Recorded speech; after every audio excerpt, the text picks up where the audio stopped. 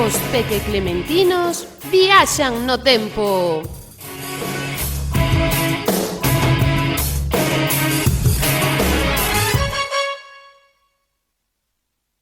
Unha mañá tranquila e aburrida, o mestriño imparte a súa clase sobre historia da antiga Roma, cando de repente xurde unha idea que o vai cambiar todo.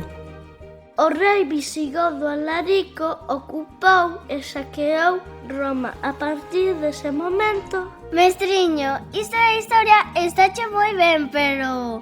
vayamos a troula!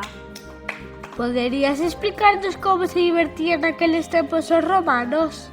Porfa! Pois claro! Buah, rapaces, coido que imos alucinar con estes romanos. Alá imos! Acompáñademe nesta viaxe do tempo.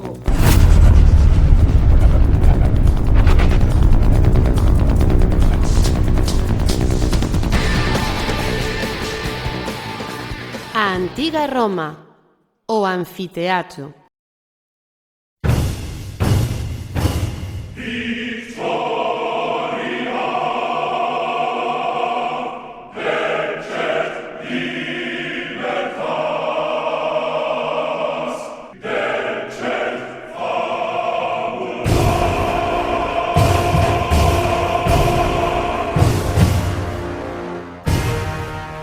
Mestriño, ata onde nos trouxeches? Pois polo que eu sei, isto é un anfiteatro.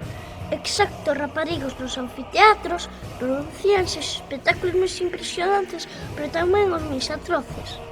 Aquí era onde se organizaban las loitas entre gladiadores e feras.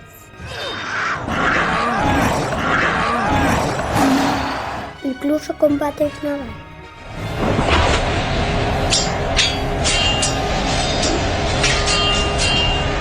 Xusto, todos eses espectáculos tiñan lugar dentro desa construción de forma circular. Até podían acoller 50.000 espectadores. Mi madrina!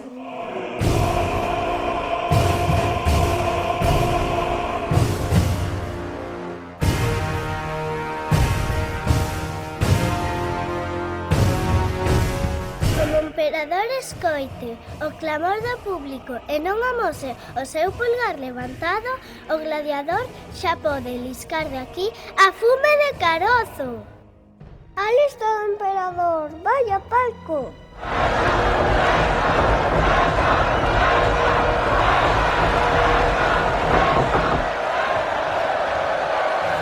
Pois sí, polo que teño visto nas películas, colocábanse segundo a súa posición social.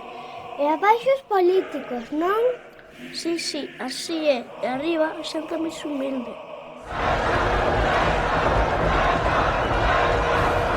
E debaixo da area o hipogeo, túneles subterráneos, onde se organizaban os escravos e feras.